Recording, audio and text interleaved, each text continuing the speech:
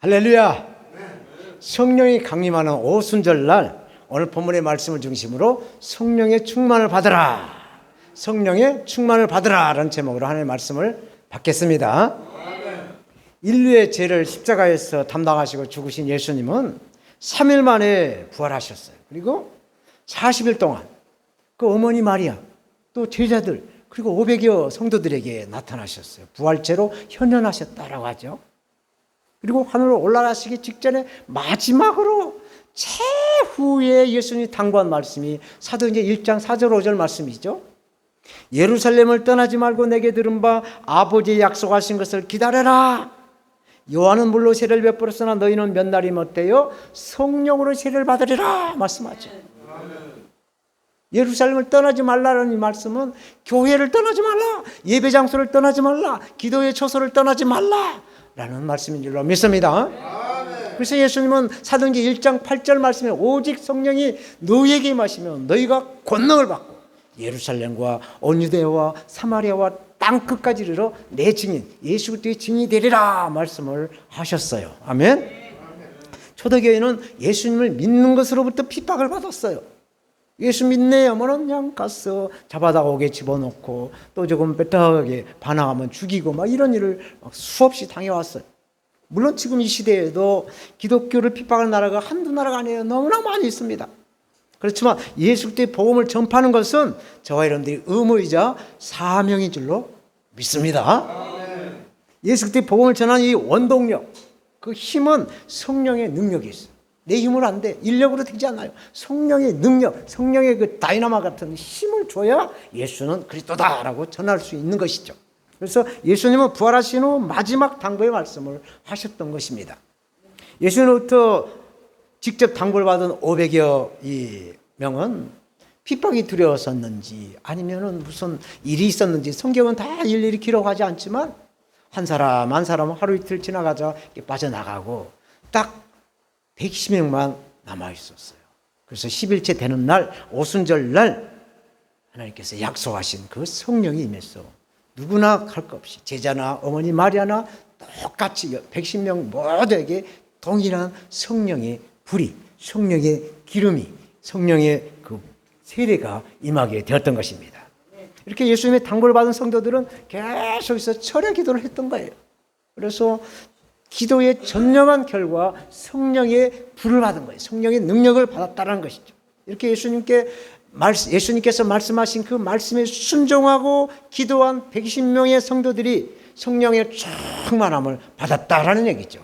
그래서 우리도 하나님 말씀이신, 예수님 말씀이신 그 말씀에 순종해야 성령을 받아 누릴 줄로 믿습니다. 이 성령이 말하게 하는 방언으로 기도를 하고 또 나가서 예수 그리스도의 복음을 전파를 해요. 그래서 하루에 3,000명 또 5,000명씩 회개를 하고 주께로 돌아오는 놀라운 역사가 막 일어나는 거예요. 이게 다 성령의 역사인 것이죠. 성령의 능력으로 복음이 전해진 곳곳에 예수님의 몸된 교회가 막 세워집니다. 앉은 명에 일어나가 걷기도 하고 뛰기도 하고 또 병든 자가 고침을 받는 그런 기적이 막 일어나는 거예요. 이게 바로 성령의 치유 역사인 것입니다. 이렇게 성령의 능력은 예수 그리스도의 그 복음이 하나님의 선민인 그 유대인 이스라엘 지역을 벗어나서 이방인 나라인 로마 또 로마에서 유럽 전 지역을 휩쓸어서 이제 대상을 건너서 미국에서 또 세계를 향한 복음의 영역이 흘러가고 또 태평양을 넘어와서 한국을 딱 성령이 찍고 중국으로 넘어가서 중국이 지금 1억에 가까운 그리스도인들이 하나님을 찬양하고 경외하고 있어요. 그래서 중국에서 다시 인도로 넘어가서 인도에서도 어마어마한 힌두교과 인도에서도 예수 믿는 성도들이 거의 8천, 9천만이 하나님을 경외하고 찬양하고 오늘 주일날 예배를 하나님께 드리고 있죠.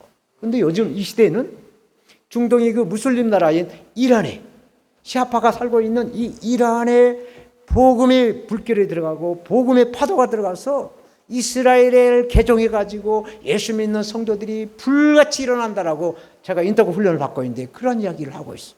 그래서 가장 많은 전도의 불이 임한 곳이 바로 이란이다라고 지금 말하고 있습니다. 이렇게 성령의 능력은 파도처럼 계속 움직여가는 것이죠. 오늘 본문은 성령이 임하시는 그 특징들을 말씀해주고 있어요.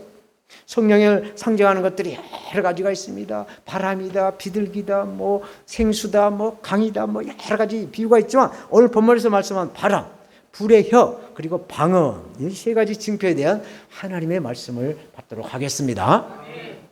첫째로 성령이 임할 때 급하고 강한 바람 같은 소리가 있었다라고 2절은 말씀하죠. 호련히 하늘로부터 급하고 강한 바람 같은 소리가 있어 그들이 앉은 온 집에 가득하며.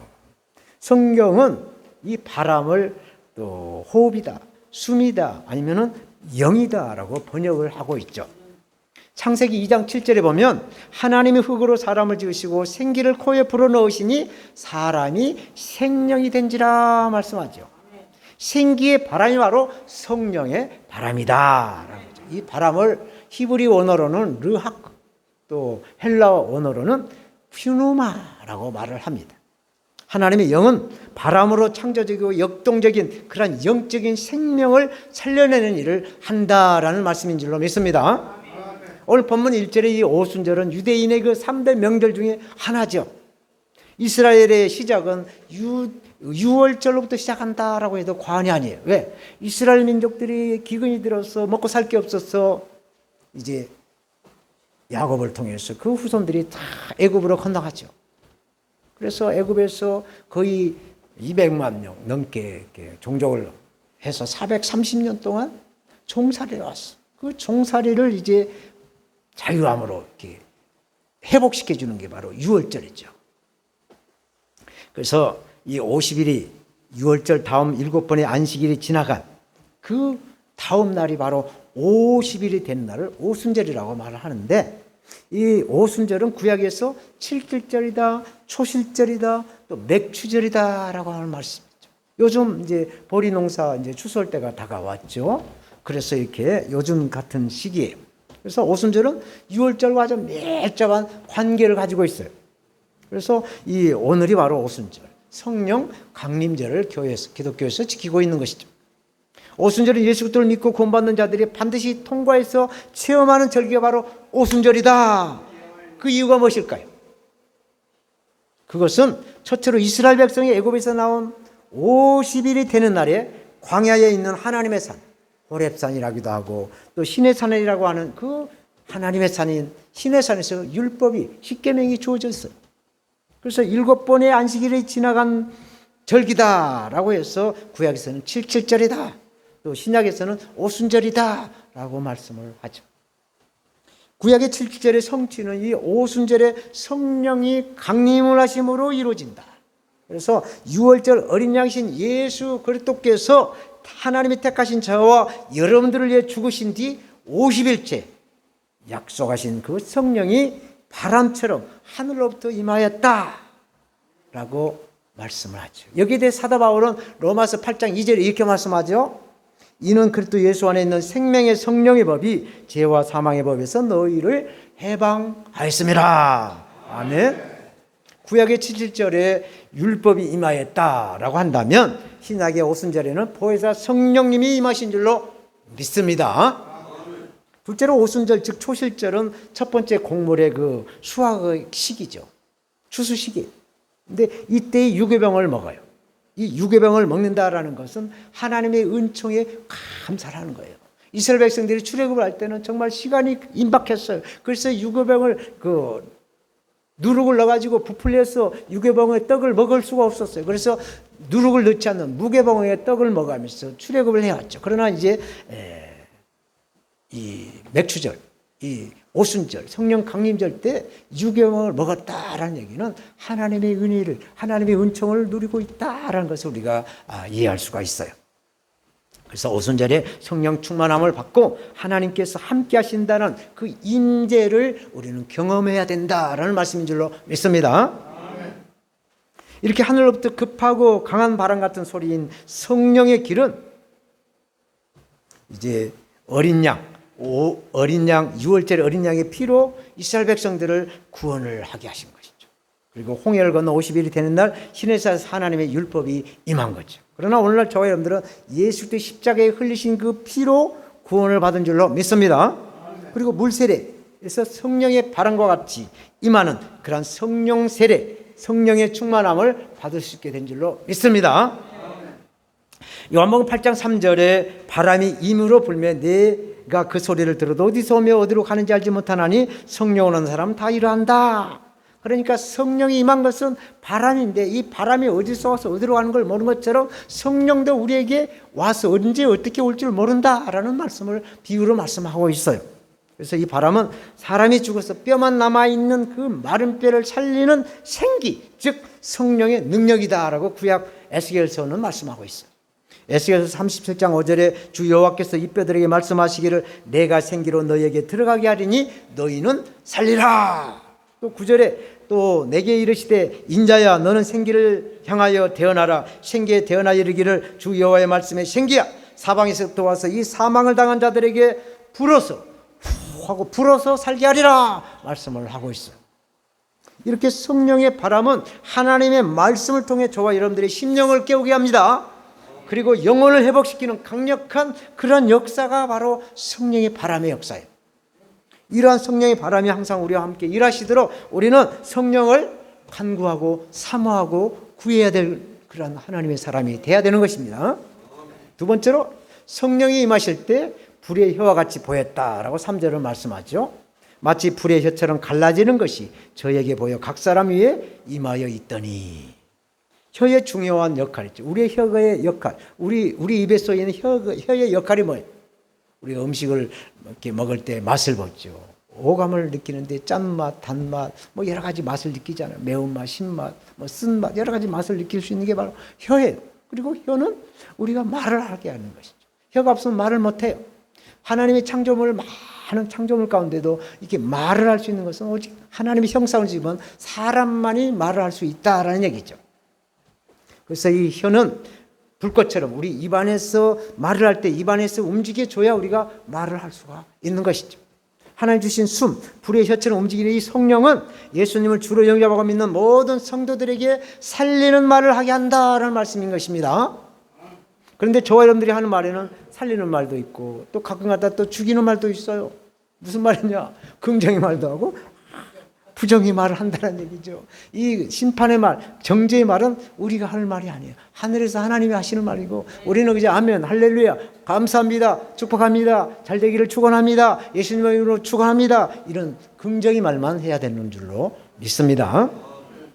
그래서 행함을 강조한 야고보서 3장 8절에 혀를 능히 길들일 사람이 없다고 그랬어요.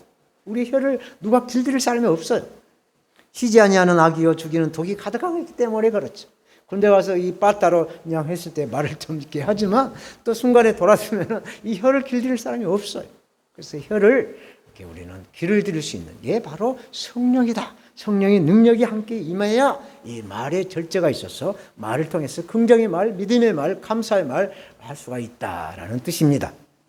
이렇게 성령의 불은 불의 혀처럼 예수님을 증거하게 하는 거예요. 증거를 하게 하는 것이죠. 불은 빛을 가져와요. 이 빛은 어둠을 순식간에 없애버리는 능력이 있죠.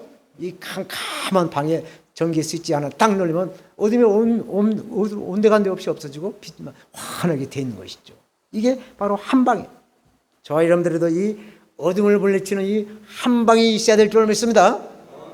이 한 방이 바로 예수 그리스도예요.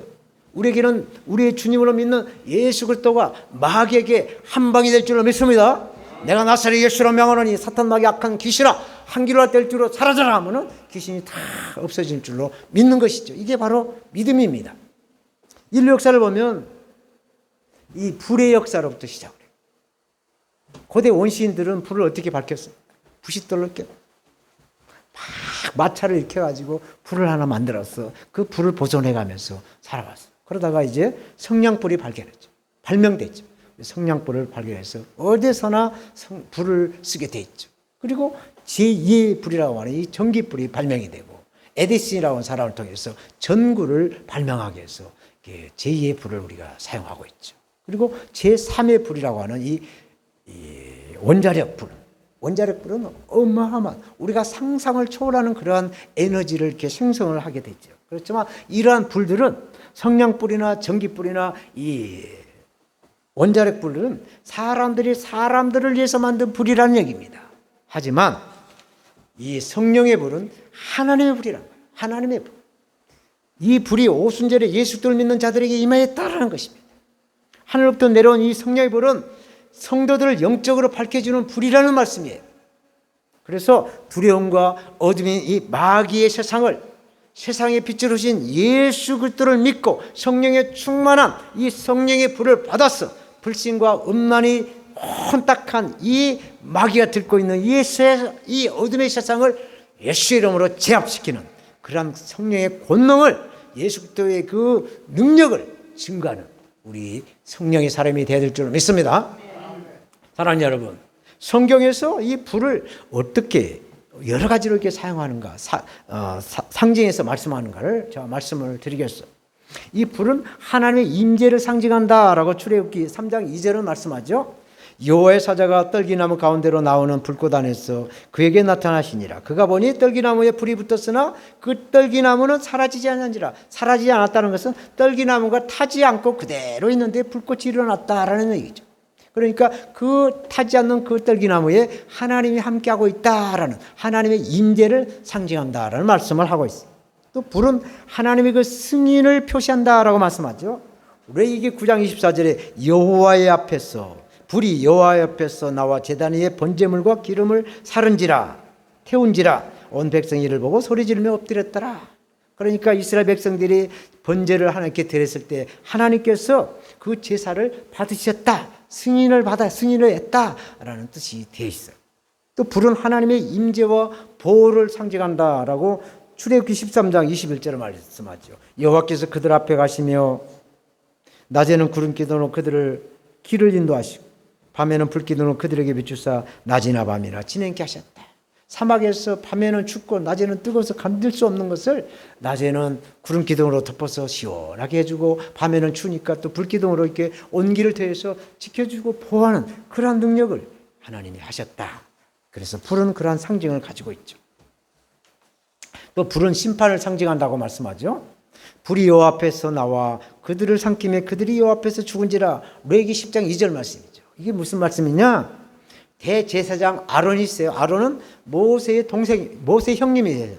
그런데 구약에서 이 대제사장이나 제사장이 아버지가 제사장이면 아들도 따라서 제사장이 되는 거예요. 그래서 아버지가 대제사장이니까 아들도 제사장으로서 제사를 이제 집행을 하죠.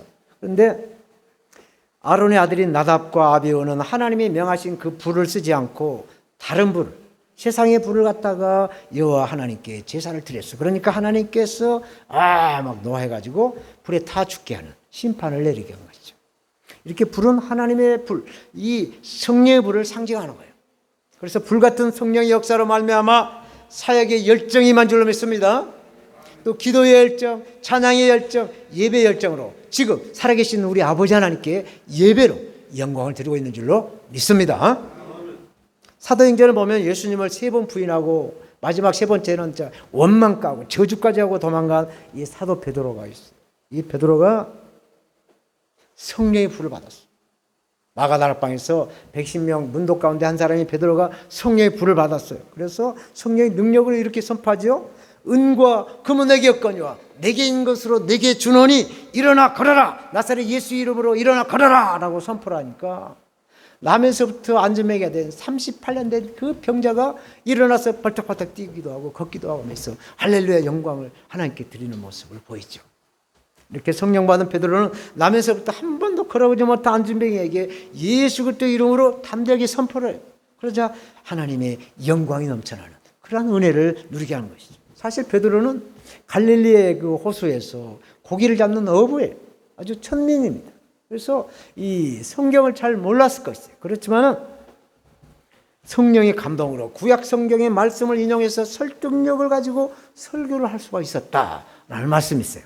성령의 빛으로 조명을 받아야 성령의 감동하신 대로 되어나있기 때문에 이 사도 베드로도 내게는 은과 금이 없지만 나사렛 예수 이름으로 내게 주노니 일어나 걸어라 하면 그러니까 그대로 걸어나는 놀라운 기적의 역사가 나타난다. 이게 바로 성령의 불의 역사다라는 말씀이 있어요. 바울은 율법을 알았어. 유대교 교인으로서 율법을 한 사람이에요. 그래서 예수 믿는 성도를 붙잡아다가 말 안 되면 죽이기도 하고 감옥에 막 투옥을 시켰어요. 그러더니 다 예루살렘 인근에 있는 지역을 있는 사람들 다 잡아다 데리고 이제 사람을 더 찾기 위해서 이제 자기 고향 시리아에 있는 다메섹으로 가다가 성령이 불을 받은 거예요. 불을 받아버렸죠. 그래서 막 눈이 갑자기 불이 들어오니까 눈이 비서가지고 눈이 멀어버렸어요. 3일 동안 눈봉사가 됐어요. 장님이 됐죠. 그렇지만 성령의 불을 받고 변화가 됐어. 이 핍박자에서 복음 전도자로 180도 바뀌게 되는 그런 삶을 살지요. 이 변화된 바울은 성령의 능력을 받고 사도행전 1장 8절 말씀대로 당시에 땅크지였던 이 유럽 지역으로 가서 복음을 전하게 됐죠. 그래서 이 유럽은 다른 대륙보다 1000년이 앞서 있다고 해요. 제가 실제로 유럽에 가서 보니까 유럽 어느 곳에 가봐도 기름지고 또 이렇게 막 복이 넘치고 막 이렇게 발전된 그런 모습을 보게 되죠. 우리나라 말하면 강원도 산골, 정선, 삼척 그곳 그런 것 같은 그 스위스 같은 그 알프스 지역이 험한 산골에도 이런 경사도 45도 산골에도 아주 기름지게 아주 초원이 형성이 돼 있고 큰 소들이 막 뛰어놀고 이렇게 막 잘 살아가는 모습을 봤을 때 하나님이 함께하고 있다는 것을 눈으로 보게 되어 있어요. 제가 북한 선교를 가기 위해서 중국에 갔을 때 북한 땅을 봤죠. 신의주를 봤어요. 완전히 하나님이 있어야 할 곳에 김씨 3대가 이렇게 딱 인본주의를 이렇게 독차지하고 있으니 하나님이 저주가 있었어. 강 하나 사이에 북한과 중국의 단동과의 차이가 너무나도 나은 것을 눈으로 직접 목격을 했죠. 마찬가지로 유럽에는 이 사도 바울의 그 복음 전하는 그 은혜로 그 은총으로 가는 곳곳마다 한 도시 중심 센터에는 큰 교회 십자가가 있고 하나님 앞에 영광 돌리는 그래서 하나님께 축복받는 그러한 그 땅이라는 것을 직감으로 느낄 수 있게 되죠. 사랑하는 여러분, 언제 우리에게 성령이 임하실까요? 우리가 예수 그리스도를 주님으로 영접할 때 성령은 임한 줄로 믿습니다. 우리가 기도할 때 성령이 임할 줄로 믿습니다. 우리가 찬양을 할 때 성령이 우리에게 임할 줄로 믿습니다. 하나님의 말씀을 들을 때 아멘으로 화답할 때 성령이 임할 줄로 믿습니다. 또 예수 그리스도를 전할 때 성령이 우리에게 제한 없이 임할 줄로 믿습니다. 아멘. 예수님의 복음 사역을 하실 때 예수님은 특이한 스타일을 가지고 사역을 하셨어요. 예수님을 따르는 사람들이 많을 때 성경은 허다한 무리다라고 하죠. 수많은 수만의 사람들이 막 예수님을 따라다녀요. 그럴 때 예수님은 그 사람들에게 병든 자에게 손을 닿는 그런 병자를 치유하는 역사를 해요. 그래서 그 사람들에게 복음을 전해요. 와, 이거 뭐야? 이게 뭐야? 아, 저 사람 날 때부터 눈 먼 사람인데 어떻게 눈을 떴지? 아, 저 사람 한 번도 걷지 못한 사람인데 어떻게 걸었지? 하면서 막 우아하고 호기심이 있어가지고 그때 천국 복음을 예수님이 전파하는 그런 사역의 스타일을 하셨죠. 그리고 500의 제자들에게는 부활해서 기도 사역을 가르치는 사역을 했어요. 기도해라. 너희는 기도를 해야만이 하나님 약속하신 약속을 받아 누린다. 그래서 기도의 사역을 가르쳤어요. 그리고 120명 성령 받은 그 사람들에게는 성령님을 충만하게 받게 하셨죠. 그리고 12명의 제자들에게는 사도의 권세를 주셨어요. 보통 권세가 아니에요. 사도의 권세는 어마어마한 능력의 권세죠. 그리고 3명의 제자가 있어요. 12명의 제자 가운데도 항상 예수님은 이 3명과 함께 움직였어요. 그게 바로 베드로, 야고보, 요한이에요. 이 3명과 함께 예수님은 어딜 가도 함께 했어요. 그래서 이 관계성으로 예수님은 사역을 하신 것을 보이죠. 이것을 본 사도 바울은 나도 그리스도와 함께 관계성을 가지고 사역하고 있다. 그래서 빌립보 4장 13절에 내게 능력 주셔서 나도 모든 것을 할 수가 있다라고 말씀을 하고 있는 것이죠. 이렇게 불의 혀와 같은 성령이 임하시게 되면 저와 여러분들도 담대하게 주님 안에서 믿는 자로 표적이 나타날 줄로 믿습니다. 그 표적이 바로 새 방언을 말하고 귀신을 쫓아내고 뱀을 집어올리고 뱀을 집어올린다는 얘기는 뱀을 머리를 잡든 꼬리를 잡고 이렇게 들어버리면 이렇게 비늘로 이렇게 움직이는 뱀이 들어버리면 땅을 비빌 데가 없으니까 맥을 못 추는 것이죠. 마귀를 예수 이름으로 딱 들어버린다. 그럼 꼼짝없이 그냥 힘을 못 쓴다라는 뜻이 들었어요. 그리고 아픈 사람에게 병든 자에게 손을 얹어 낫는 기적이 일어날 줄로 믿습니다. 이게 바로 성령의 역사인 것입니다. 마지막으로 성령이 임한 증거는 방언을 한다라고 4절을 말씀하고 있죠. 그들이 다 성령이 충만하여 갖고 성령이 말하게 하심을 따라 다른 언어들로 말하기 시작한다. 방언의 역사는 말의 역사다, 말의 능력이다라고 말하죠. 그래서 고린도전서 14장 2절에 방언을 말하는 자는 사람에게 하지 아니하고 하나님께 하나니 이는 알아듣는 자 같고 그 영으로 비밀을 말함이라 그랬어. 이게 방언은 하나님과의 의사소통이라는 거예요. 방언은 기도의 능력이라고 말할 수도 있어요. 그래서 은밀하게, 그래서 사람들이 알아듣지 못하지만 하나님께 상달되는 기도가 바로 방언의 기도. 그래서 이 방언을 믿음의 말이다, 성령을 받은 증거다라고 말하고 있어요. 성령님은 저와 여러분들이 하시는 기도의 능력이 되시는 것입니다.